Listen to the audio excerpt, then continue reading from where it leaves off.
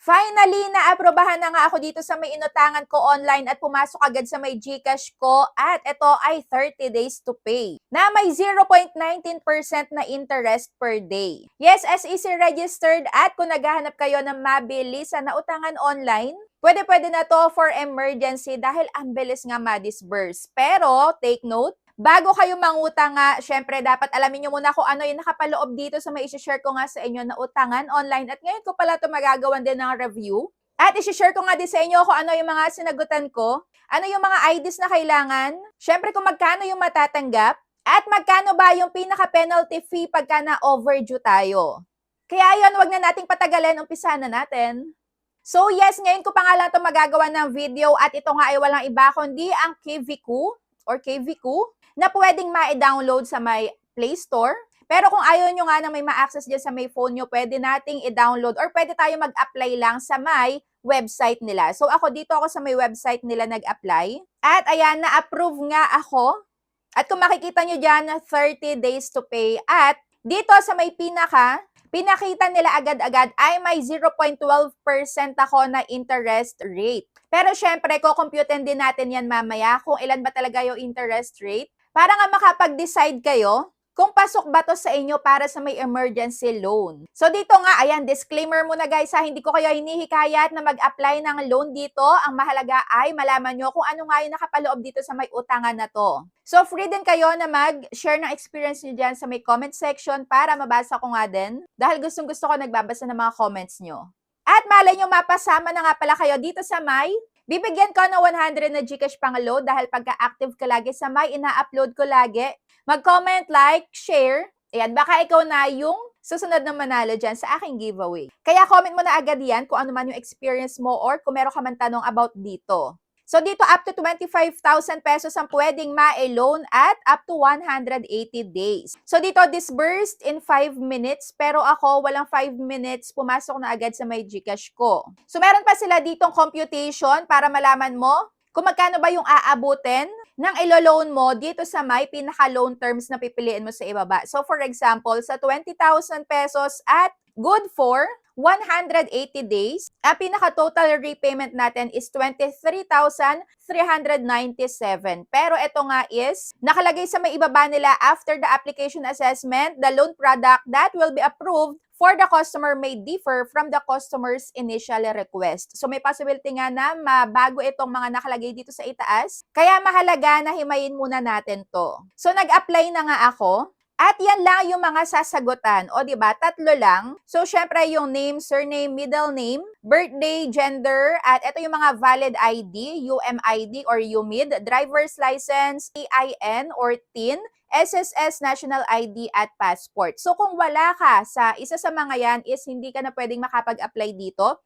Pero syempre, kung meron ka naman, huwag ka agad mag-a-apply. Panoorin mo muna to hanggang dulo para malinawan ka nga. So dito, ilalagay mo yung valid ID number mo, yung email mo, at yung phone number mo. So after dyan, in-next na natin. In-next ko na, huwag mo na kayo mag-a-apply. So after nga dito, meron tayong i-click dito na Trusting Social System para sa may KYC, ID verification. So dyan, magpipicture tayo ng ID and after that is mag-selfie na tayo. So ako, nakailang try again ako dahil medyo malabo yung pagkakakuha ko. And after nga niyan, ayan, nagve-verify na sila ng information at mag-wait tayo ng up to 26 seconds. So ayan na nga, successful verification at may SMS code pa pala na magsasend sa may pinaka-number nyo at ilalagay lang dito. At kung napansin nyo naman, wala akong inilagay na contact reference. Pwede pala yon ano? So ayan, wala nga at after nga niyan is nagbasa-basa muna ako dito sa kanilang loan terms and agreements, sa may terms and conditions nila. At dito nga meron ako nakita na may call for life sila na sinasabi dito about electronic doctors. It costs 747 pesos. So may papaliwanag ko sa inyo kung ano ba to. Pero eto nga yung pinaka madadagdag sa loan natin, 747.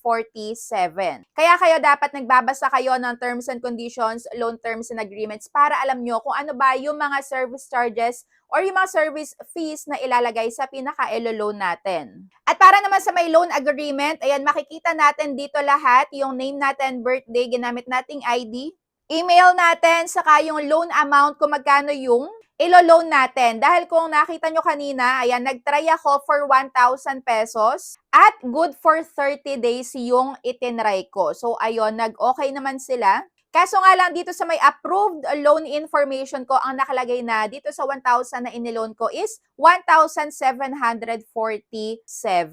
Kaya ayan, meron kayong kalayaan na makita lahat-lahat ng information bago kayo mag-confirm. Kaya mahalaga talaga 100% dapat binabasa nyo din kung ano yung nakapaloob dun sa may mga inaagrihan nyo na terms and conditions. So ako nga dito is merong service fee na 34 pesos at nakalagay na din dito yung payment schedule. So ayan, good thing naman na nandito yung payment schedule. Pero syempre, kailangan fully aware kayo 100% dito sa may mga makikita nyo dahil medyo may kataasan din yung interest at yung madadagdag sa may pinaka-loan natin at may mababawas. So dito may makikita tayong mababawas na service cost na 747 at may service period na 30 days. So eto nga yung sinasabi ko sa inyo na electronic doctor which cost 747 at ito yung madadagdag sa may pinaka-loan natin. Kaya kung kukomputin nyo yung 928.02, i-times 2 nyo yan, ito yung pinakalalabas. So makakapag-decide na kayo kung mag-go kayo or hindi. Pero dito syempre, i-go natin. Ipapakita ko sa inyo. Dahil dyan nga sa may pinaka-last na sasagutan ay mamimili na tayo ng kung saan ba i-disburse yung ating iloloan dito. Pwede sa may bank na nakalagay dyan. Kaunti lang yung mga banks na pamimilian pero pwede nga ang GCash. At after nun is, ayan na nga yung lumabas. Ayan, your money will be sent to your bank account within 5 minutes. Pero wala pa ngang 5 minutes is natanggap ko na agad sa may GCash ko. At eto na yung lumabas. Yung pinakababayaran ko in full is 1,856. So yes, 856 ang tubo, good for 30 days. So ako kasi, yun yung pinili ko kanina, good for 30 days, kaya medyo malaki din, na may 0.19% per day nga. Dito meron tayong kalayaan na bayaran agad-agad in full, or pwede rin namang sundin natin yung pinaka-payment schedule na nakalagay kanina.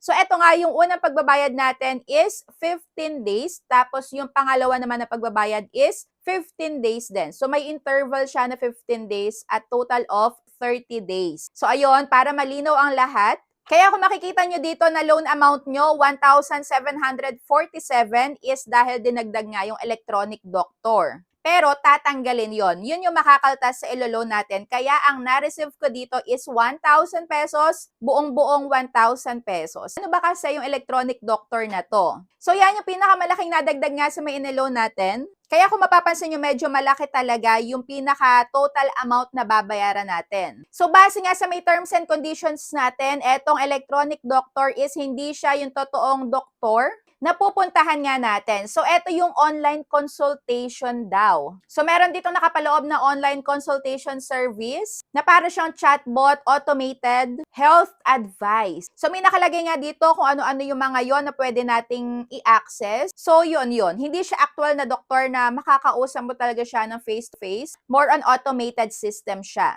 At kasama nga siya dun sa may pinakababayaran natin, which is medyo malaki-laki nga. Kaya meron naman tayong kalayaan talaga na mag-go dito or hindi. Base na lang sa may kung paano natin naintindihan yung pinaka-ina-applyan natin ng loan. Kaya maiga dapat talaga na binabasa natin lahat na nandiyan sa terms and conditions at kung agree ba tayo sa kanila, kung pasok ba sa atin yung pinaka-terms and conditions nila, loan details, pwede tayo mag-go. At kung hindi naman, ayan, nasa sa atin yung decision talaga. Ang mahalaga, alam nyo kung ano ina-applyan nyo. At last, ayan, magkano ba or ilang percent ba yung pinaka-interest pagka na-overdue tayo? So, dito nakalagay nga is 0.16% of the outstanding principal for every day of delay. So, meron tayong 0.16% na kabuuan nga ng pinaka-niloan natin na madadagdag per day sa babayaran natin. So yes, madali siyang applyan, mabilis lang pumasok sa may GCash natin, good for emergency, do sa may mga mabilis na nangangailangan ng budget, pero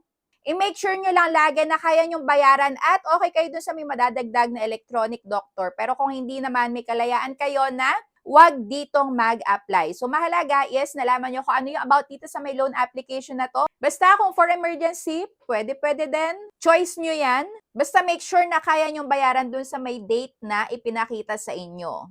So kung may tanong kayo dito about sa loan application na to at kung may gusto pa kayong ipa-review sa susunod na vlog natin is comment down below kung anong loan application yan.